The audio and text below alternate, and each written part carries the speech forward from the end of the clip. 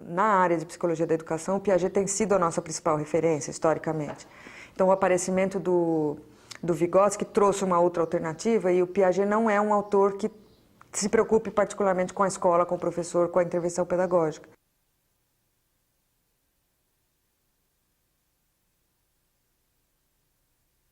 O aparecimento do Vygotsky atrai os educadores porque é um autor que fala da escola, fala do professor e valoriza a ação pedagógica e a intervenção.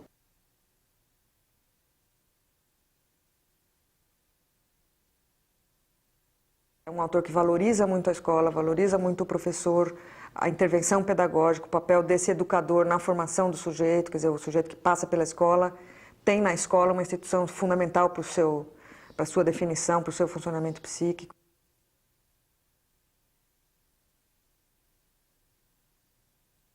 Nasci em 1896, na Bielorrússia, país que fez parte da extinta União Soviética, e morri em 1934, de tuberculose, aos 37 anos. Eu era membro de uma família com uma situação econômica bastante confortável e uma das mais cultas da cidade.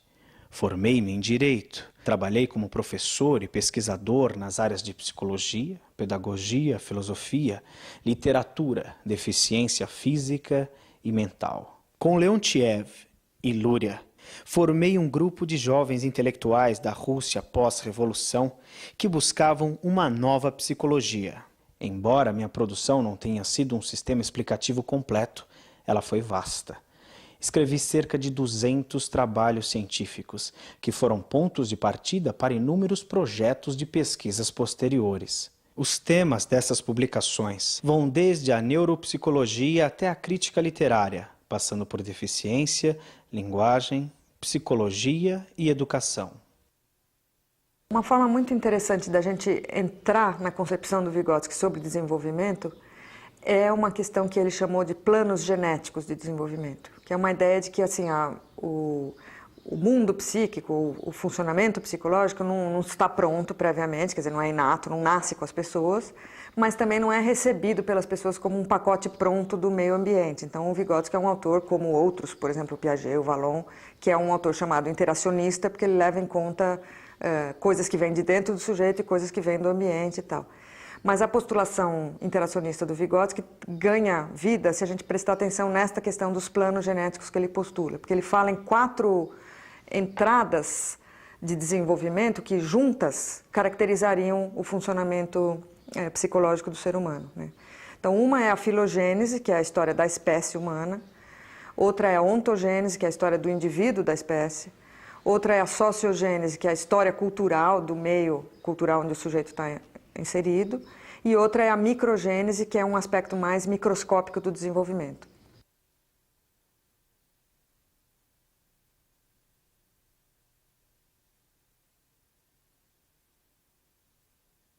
A filogênese diz respeito à história de uma espécie animal, né? Todas as espécies animais têm uma história própria.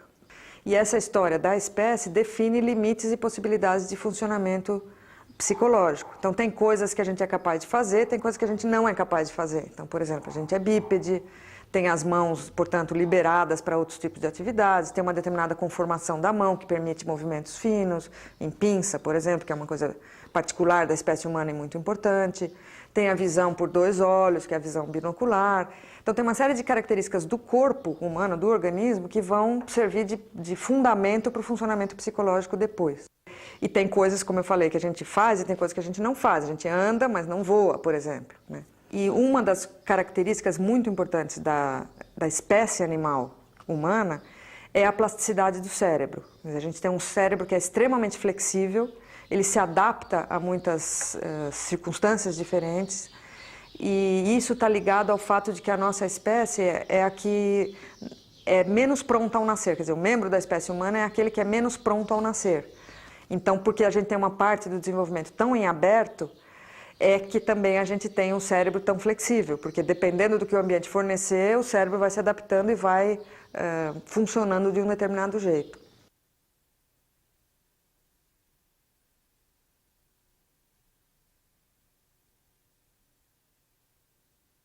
O segundo plano genético de que Vygotsky fala é o chamado ontogênese, que significa o desenvolvimento do ser, quer dizer, de um indivíduo de uma determinada espécie. Então, em cada espécie, o ser, o membro individual daquela espécie tem um caminho de desenvolvimento. Então, nasce, se desenvolve, se reproduz, morre e tal, num determinado ritmo de desenvolvimento, numa certa sequência e tal. E este plano genético da ontogênese está muito fortemente ligado ao da filogênese, porque os dois são de natureza muito biológica, dizem respeito à pertinência do homem à espécie. A gente é membro de uma determinada espécie e, por ser membro dessa determinada espécie, passa por um percurso de desenvolvimento que é um certo percurso e não outro, né?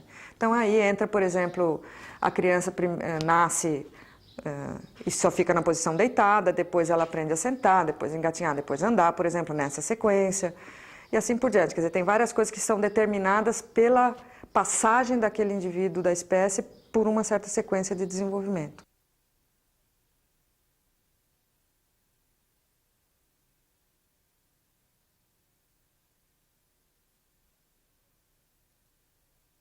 O terceiro plano genético postulado pelo Vygotsky é o chamado sociogênese ou história cultural, que é assim a história da cultura onde o sujeito está inserido. Mas não a história no sentido da história do Brasil, a história do mundo ocidental e tal, mas mais as formas de funcionamento cultural que interferem no funcionamento psicológico, ou que definem, de certa forma, o funcionamento psicológico. Então, essa questão da significação pela cultura tem dois aspectos. Uma que a cultura funciona como um alargador das potencialidades humanas, né? Como eu tinha falado, por exemplo, o homem anda, mas não voa, agora voa porque criou o avião. E um outro aspecto da história cultural é como cada cultura organiza o desenvolvimento de um jeito diferente, né? Então, a passagem pelas fases do desenvolvimento é relida também, ou lida e relida pelas diferentes culturas de formas diferentes. Quanto a isso, um exemplo bem importante é o da adolescência. A puberdade é um fenômeno biológico. Todos os seres humanos passam pela puberdade, né? Amadurecem sexualmente, aparecem caracteres sexuais secundários, possibilita a reprodução, etc. Mas a puberdade é compreendida historicamente de formas diferentes em cada cultura. Então, o conceito de adolescência é um conceito cultural, embora esteja assentado sobre um conceito biológico que é a puberdade.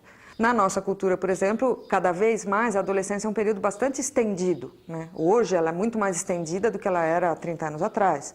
Hoje talvez uma menina de 9 anos esteja já preocupada em se arrumar, em ter namorado, e não sei o quê, e ela pode morar com os pais até os 30 anos e ter uma relação de filha, de adolescente. Outro exemplo interessante é o da terceira idade, como categoria que a nossa cultura criou há muito pouco tempo. Quer dizer, a gente sempre teve o velho, sempre teve o idoso. Mas a categoria terceira idade, como uma categoria que tem produtos de mercado especiais para ela, tem atividades especiais, tem instituições que cuidam disso e tal, e que é consumido assim, é uma categoria claramente cultural. Ela não diz respeito ao envelhecimento do corpo da pessoa, ela diz respeito ao modo como a cultura olha o idoso.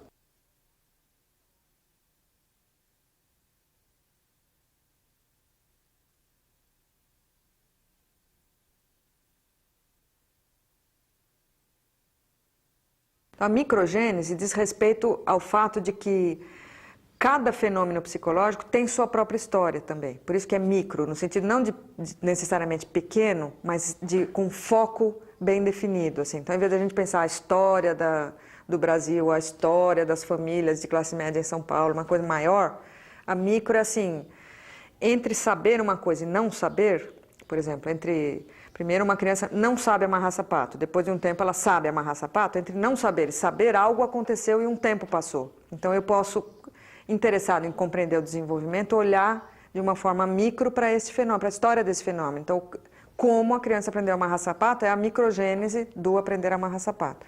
O que é bem interessante a respeito da microgênese é que eu diria que ela é a porta aberta dentro da teoria para o não determinismo.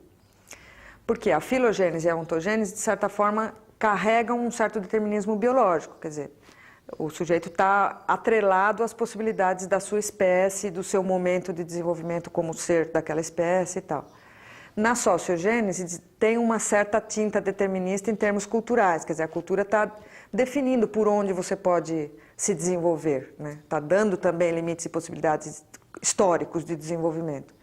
E a microgênese faz a gente olhar para o fato de que, como cada pequeno fenômeno tem a sua história, e como ninguém tem uma história igual ao do outro, é aí que vai aparecer a construção da singularidade de cada pessoa e da heterogeneidade entre os seres humanos. Quer dizer, você não encontra duas histórias iguais. Mesmo coisas que podem parecer tão parecidas, resultam diferentes, né? Então, você tem duas crianças na sala de aula, as duas têm 7 anos, as duas vêm de família de classe média, as duas têm pai, sei lá, com cursos de ensino médio, as duas estão naquela escola, naquela sala, moram naquele bairro, tá, é tudo tão parecido. E as crianças não são iguais, porque elas têm experiências diferentes. Uma tem mais irmãos, outra tem menos irmãos, uma assiste muita televisão, outra não assiste, uma foi para a pré-escola, outra não foi. Quer dizer, tem fatos na história de cada um que vão definir a singularidade a cada momento da vida do sujeito.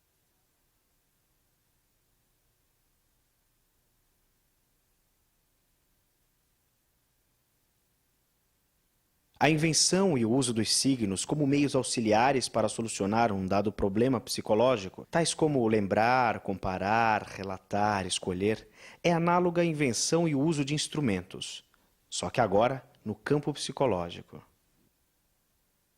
A ideia de mediação é a ideia mesmo de intermediação, de ter uma coisa interposta entre uma coisa e outra, né?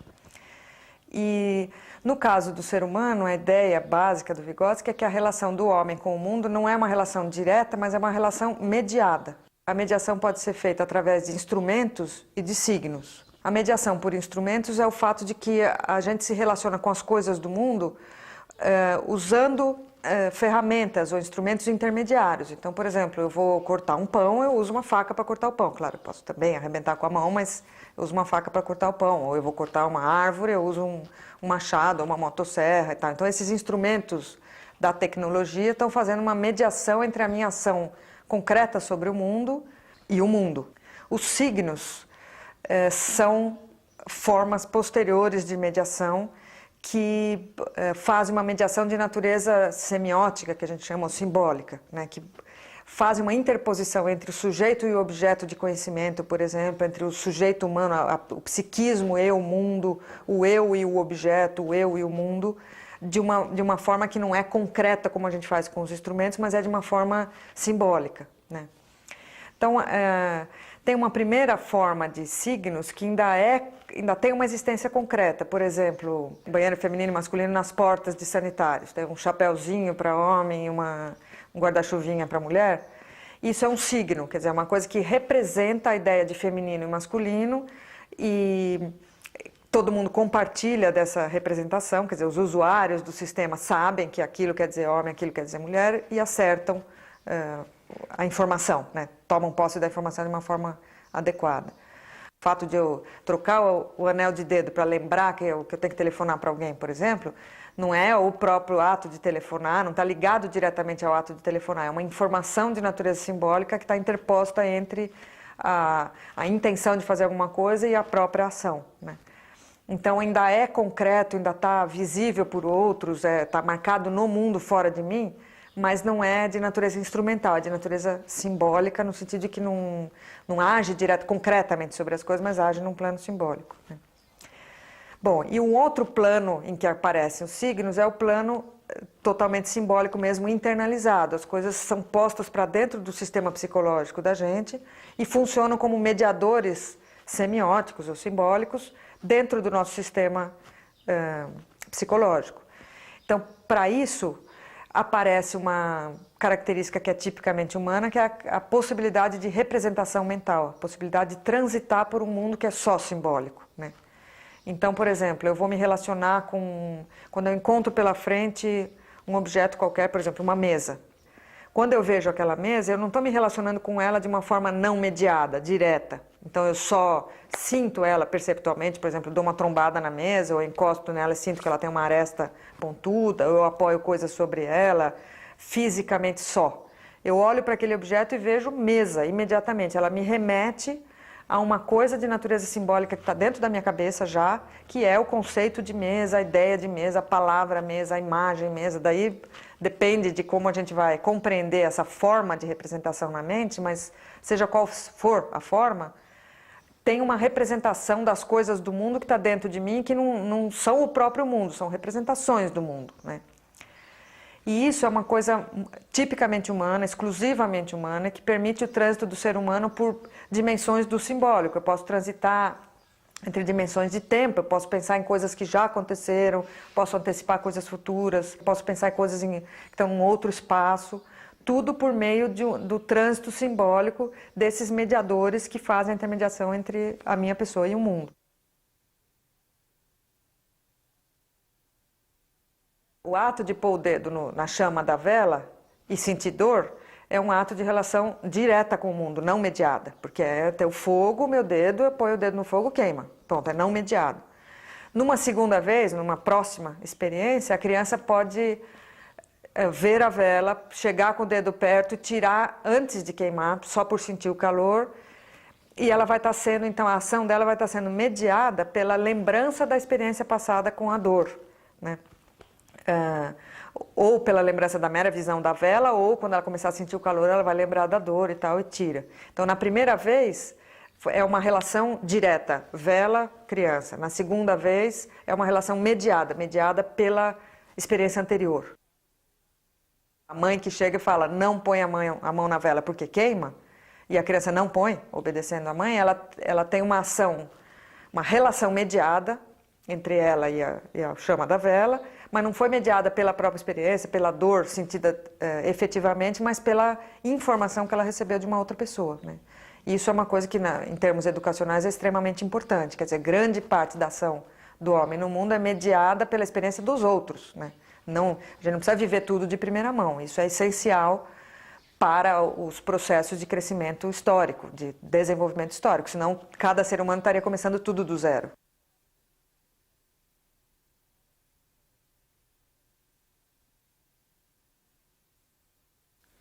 Na ausência de um sistema de signos, linguísticos ou não, somente o tipo de comunicação mais primitivo e limitado torna-se possível. Um ganso amedrontado, pressentindo subitamente algum perigo, ao alertar o bando inteiro com seus gritos, não está informando aos outros aquilo que viu, mas antes contagiando-os com seu medo.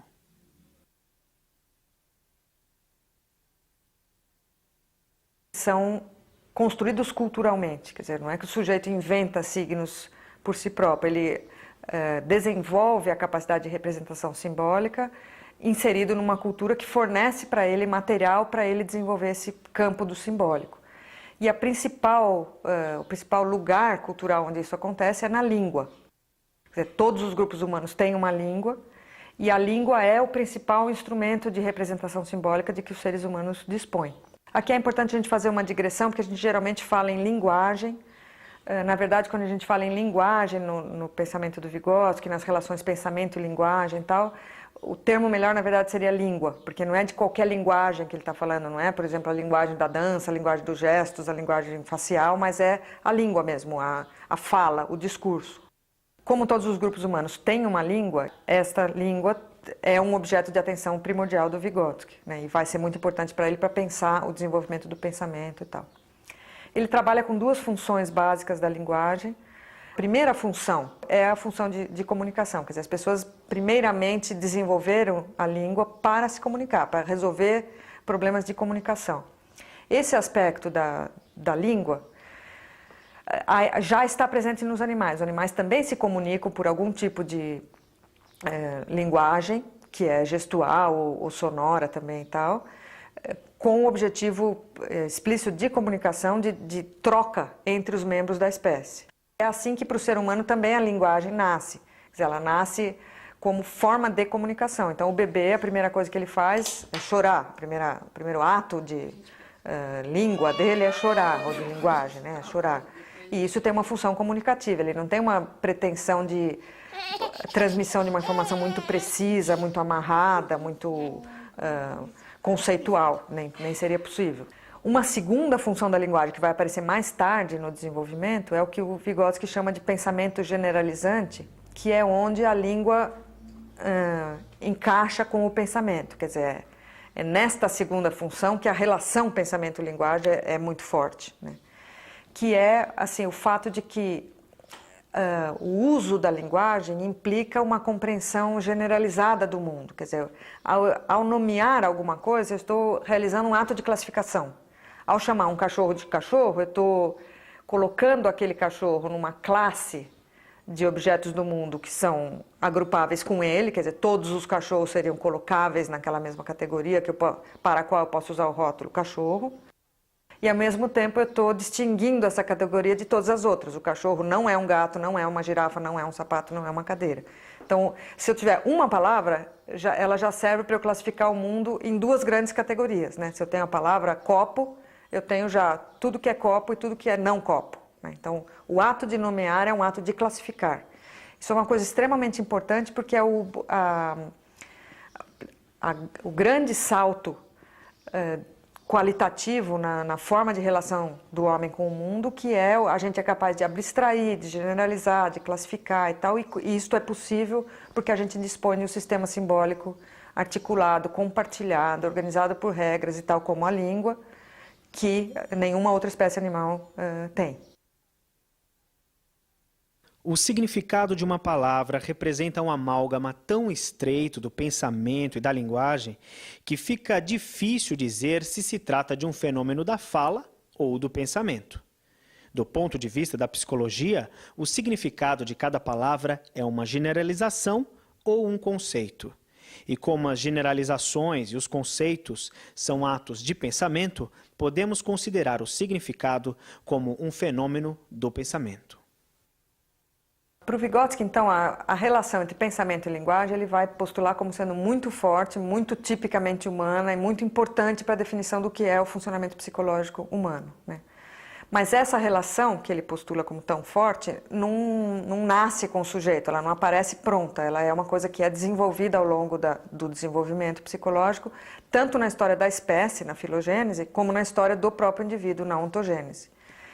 Então, na filogênese, para começar por ela, primeiro há linguagem, existe linguagem e existe pensamento separados, né? Então existe linguagem com aquela função primeira de comunicação em todas as espécies animais, mas vamos pegar, por exemplo, os chimpanzés, que são a espécie mais próxima do humano, onde a gente pode olhar melhor para coisas que provavelmente pertencem à história humana, né? Quer dizer, olhando os chimpanzés, a gente pode imaginar um pouco como foi o homem antes do momento atual de desenvolvimento filogenético. Então, os chimpanzés usam linguagem para se comunicar. Ela tem só a função comunicativa, ela tem só aquela primeira função de intercâmbio social. Tem comunicação ali, tem gestos, tem expressões faciais, tem sons e tal. Só a linguagem separada. E tem alguma coisa que a gente poderia chamar primórdio de pensamento já, que é o que é chamado na psicologia de inteligência prática.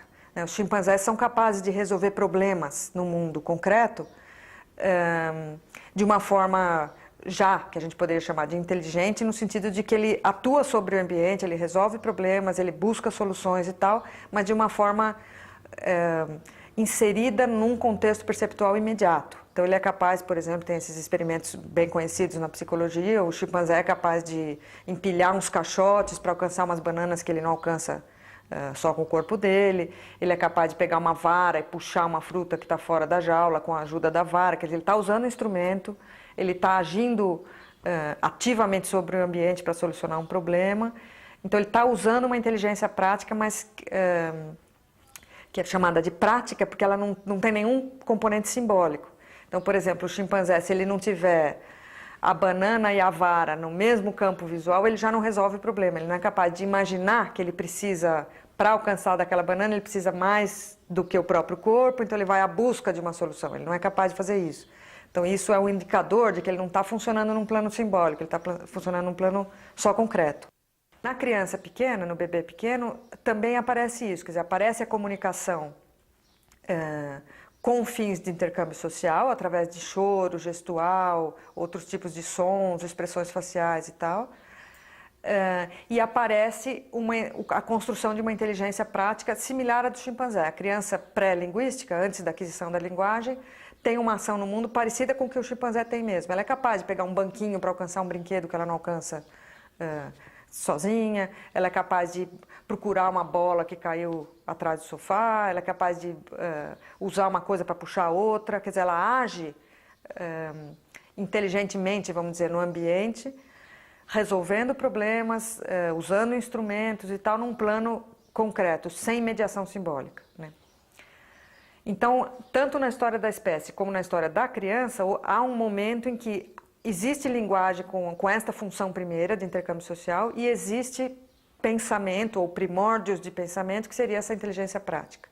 Num determinado momento do desenvolvimento, essas duas potencialidades se unem e daí pensamento e linguagem se atrelam e não se desatrelam mais e vão representar uma parte substancial do funcionamento psicológico humano, né? Então, na história da espécie, isso aconteceu num determinado momento do desenvolvimento da espécie, que na verdade significa o ingresso da espécie humana na espécie humana propriamente, né? Quer dizer, no momento que nasce a espécie humana, que é um momento, claro que espalhado ao longo de milhares de anos aí, mas o homem passa a ser capaz de se comunicar pela linguagem como um sistema articulado e tal, e a inteligência dele então passa a ser uma inteligência abstrata. Ele pode funcionar em planos simbólicos, como a gente estava falando antes. Ele passa a ser capaz de circular por momentos e espaços ausentes do espaço atual, perceptual presente. Ele pode ser capaz de imaginar, inventar, criar, recuperar coisas que aconteceram no passado e tal. Então, ele tem uma inteligência, ele passa a ter uma inteligência, um pensamento de natureza simbólica. E isso é permitido pela linguagem, inicialmente por aquela função segunda da linguagem, que é a de pensamento generalizante, mas também por várias outras características da linguagem que a gente pode imaginar. Por exemplo, o fato de a gente ter verbos do presente, passado e futuro permite que a gente transite pelo tempo em termos simbólicos, né? O fato de a gente ter termos para negação permitem que a gente negue no discurso, que a gente conceba o não, conceba a negação, conceba a inexistência, o zero, o nenhum e tal, porque a língua permite isso. Na ausência da língua seria muito difícil a gente conceber a ausência. A presença até sim, mas a ausência não. A relação entre o pensamento e a palavra é um movimento contínuo de vai e vem do pensamento para a palavra e vice-versa. O pensamento não é simplesmente expresso em palavras. É por meio delas que ele passa a existir. Como é que eu faço, então? Eu vou pegar aquela primeira, segunda direita. Aí eu faço a volta na praça. Subo. Não. Eu pego por ali, né? Aí eu faço aquela volta. Bom, tá legal. A língua é uma coisa que está fora da pessoa inicialmente, quer dizer, quando a criança nasce, ela nasce num meio falante já, que já tem uma língua e que ela vai se apropriar dessa língua ao longo do seu desenvolvimento. Então esse é um movimento que vai acontecer de fora para dentro.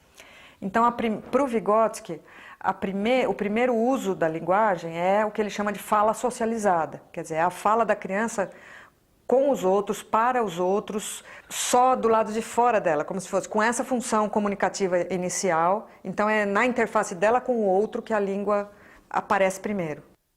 E o ponto de chegada da língua, o mais desenvolvido de todos, é o chamado discurso interior, quer dizer, é o fato de que a gente incorpora um sistema simbólico no nosso aparato psicológico e é capaz de ter internamente esse plano simbólico do funcionamento psicológico com o suporte da língua, mas ele está lá dentro de mim, então eu não preciso falar alto, quer dizer, é como se o meu pensamento acontecesse em grande medida apoiado nas palavras, nos conceitos, certamente, mas eu não preciso externalizar isso, ele funciona dentro da minha cabeça, então eu penso sozinho, com o suporte das palavras, com o modo de pensar da minha língua, com as possibilidades de trânsito pelo mundo do simbólico que a língua me dá e tal, mas tudo isso dentro da minha cabeça. Então as coisas começam do lado de fora e acabam internalizadas, né? E o Vygotsky propõe que entre uma coisa e outra, entre o que acontece lá fora e o que acontece dentro, ocorre um momento do desenvolvimento que é a chamada fala egocêntrica, que é, quem tem contato com criança sabe disso, a criança por volta de 3, 4 anos fala sozinha. Ela fala alto, mas ela está falando para ela mesma, ela não precisa de um interlocutor, ela pode estar sozinha no ambiente, ela fala também. Este fenômeno foi identificado pelo Piaget e o Vygotsky se apropria da ideia do Piaget para discutir essa ideia. Mas eles usam com concepções bem diferentes, justamente porque o Vygotsky está trabalhando as coisas de fora para dentro e o Piaget de dentro para fora. Então, para o Piaget existe fala egocêntrica, mas ela é um indicador de que o desenvolvimento está saindo de dentro do sujeito e indo para fora. E no Vygotsky é exatamente o oposto. A existência da fala egocêntrica indica que a fala está sendo posta para dentro. Aquela comunicação que era entre as pessoas vai estar sendo internalizada pelo sujeito para se tornar um instrumento dele, né, interno. Então essa fala egocêntrica é esse falar sozinho da criança, então é como se ela tivesse usando um formato ainda socializado da língua, que é falar alto, mas com uma função já do discurso interior, que é a fala para mim, né? Então é a criança, quando ela está fazendo uma tarefa, dizer, por exemplo, agora eu vou pegar o lápis azul, não tem o azul, então eu vou pintar de preto mesmo, então não sei o que, eu vou pegar um brinquedo, mas eu não alcanço, eu preciso de um banquinho, então ela vai procurar o banquinho e tal. Então ela fica como se ela ficasse falando para ela mesma, explicitando para ela mesma passos de raciocínio, necessidades na sequência de solução de problema e tal. A linguagem egocêntrica aparece muito mais quando a criança está posta em situação de dificuldade cognitiva, né? Então o que evidencia o fato de que a linguagem é um instrumento de pensamento. Então ela está se usando como suporte mesmo, ela usa a língua para ajudar ela a resolver um problema.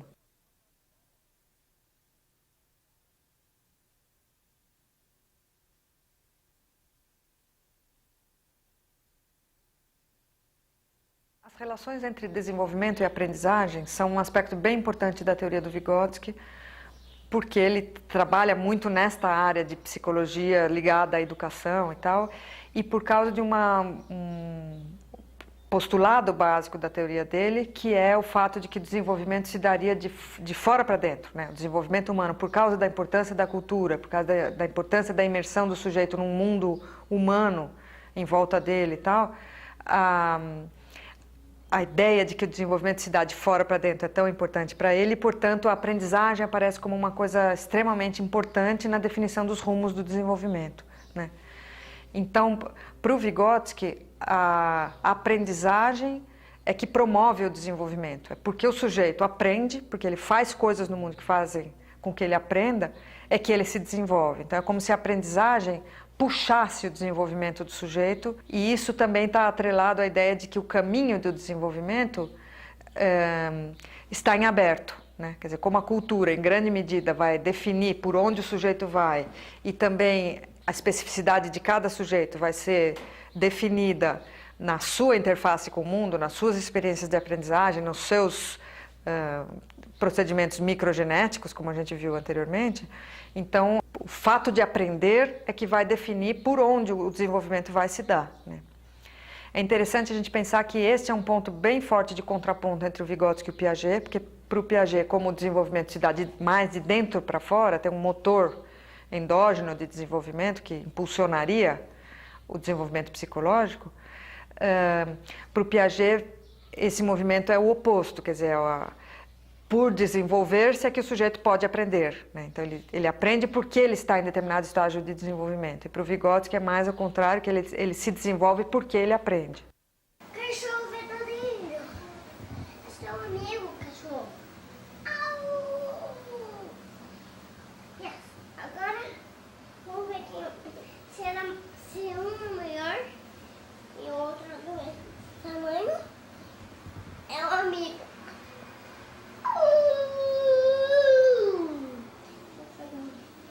E o meu peixe.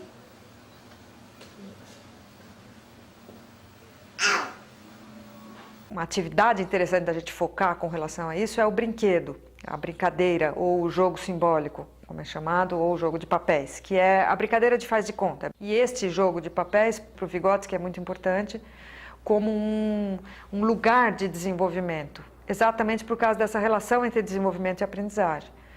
Na brincadeira, no jogo de papéis, a criança está, ao mesmo tempo, transitando pelo mundo do imaginário, porque ela é a professora, claro que ela não é uma professora de verdade, ela está brincando de ser professora, então é imaginário, né? Mas ao mesmo tempo está regido por regras, né? Se ela vai brincar de escolinha, ela está restrita pelas regras de funcionamento de uma escola. Seja a escola verdadeira ou a escola imaginária da criança, mas tem regras, não pode ser qualquer coisa, né?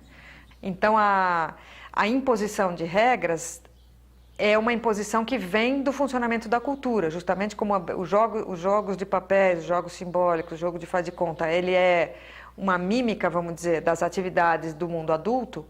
Ele traz para dentro do mundo da criança as regras de funcionamento do mundo adulto. Então é um jeito de realizar uma atividade tipicamente infantil, que envolve a aprendizagem e promove desenvolvimento. Quer dizer, é como se a criança fosse puxada para diante daquilo que ela é capaz de fazer como criança, no momento da brincadeira. Então ela se aproxima do papel de mãe, e ela, claro, não é mãe na vida cotidiana dela. No brinquedo, a criança se relaciona com o significado das coisas e não com os próprios objetos. Por exemplo, ela pode pegar um toquinho de madeira e fingir que é um carrinho. Então ela está se relacionando com o significado de carro e não com o objeto toco de madeira. Então isso também promove para ela um descolamento do mundo perceptual imediato e faz com que ela se relacione com o mundo dos significados. Então também ajuda ela a entrar nesse trânsito do mundo simbólico, das representações, da língua e das relações daí entre pensamento e linguagem, etc. Então o brinquedo é um bom exemplo de como atividades realizadas do lado de fora, que constituem aprendizagem, promovem o desenvolvimento num caminho tipicamente humano definido por um percurso que está atrelado à cultura. Desenhar e brincar deveriam ser estágios preparatórios para o desenvolvimento da linguagem escrita das crianças. Os educadores devem organizar todas essas ações e todo o complexo processo de transição de um tipo de linguagem para outro. Devem acompanhar esse processo através de seus momentos críticos, até o ponto da descoberta de que se pode desenhar não somente objetos, mas também a fala.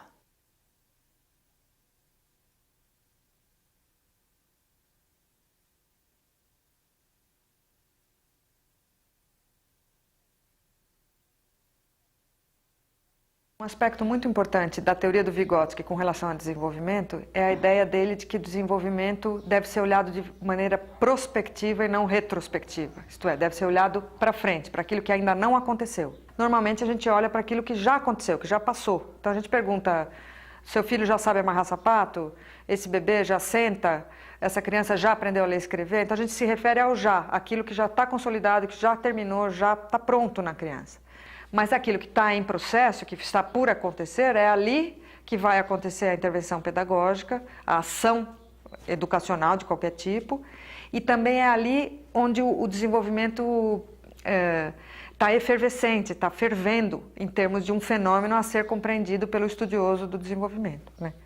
Então, para esta questão, quer dizer, esta ideia básica do Vygotsky, na verdade, toma corpo num conceito que é típico da teoria dele, que é muito conhecido, que é o conceito de zona de desenvolvimento proximal ou potencial. Para explicar essa zona, ele trabalha com dois outros conceitos. Ele fala no nível de desenvolvimento real, que é o nível de desenvolvimento até o qual a criança já chegou, que é o tal do desenvolvimento passado, o olhar retrospectivo, quer dizer, aquilo que ela já tem. Na outra ponta, a gente teria o que ele chama de nível de desenvolvimento potencial, que é aquilo que a criança ainda não tem, mas que a gente pode imaginar que está próximo de acontecer, né? Que está num horizonte próximo, não muito longínquo. Geralmente a gente sabe que estão tão próximas porque a criança consegue se relacionar com aqueles objetos de conhecimento e de ação, não autonomamente ainda, mas com ajuda, com instrução do outro, com a intervenção de um parceiro mais experiente.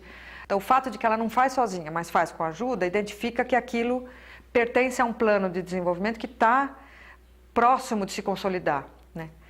E daí, entre aquilo que já está pronto e aquilo que está presente em semente, é que o Vygotsky localiza essa chamada zona de desenvolvimento proximal, que é um pedaço do desenvolvimento que permite, quer dizer, que é o mais interessante em termos de desenvolvimento, porque é onde o desenvolvimento está acontecendo agora, e é o que permite a intervenção, quer dizer, é ali que a gente pode pôr o dedo para operar transformações. A zona de desenvolvimento proximal define aquelas funções que ainda não amadureceram, mas que estão em processo de maturação. Funções que amadurecerão, mas que estão presentemente em estado embrionário.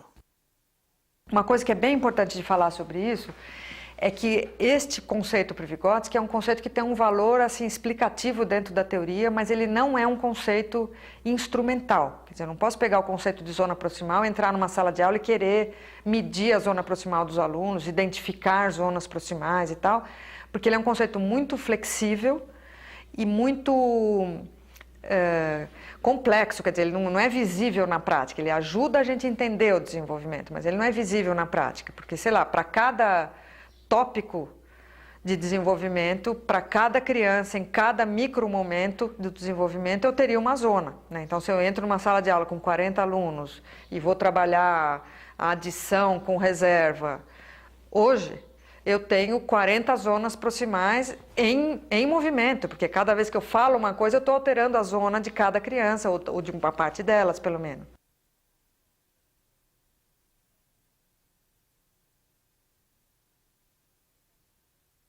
Um aspecto muito peculiar assim, da teoria do Vygotsky, muito central nas concepções dele sobre desenvolvimento, aprendizagem e tal, é a importância da intervenção das outras pessoas no desenvolvimento de cada sujeito. Então aqui entra uma coisa bem importante para o Vygotsky, que é assim, a importância desse mundo humano, dessa cultura, do outro social e tal, mas não em termos de um ambiente onde o sujeito está simplesmente imerso, né? Não é como se fosse um caldo onde a gente tivesse posto lá dentro e passivamente fosse absorvendo informações do ambiente.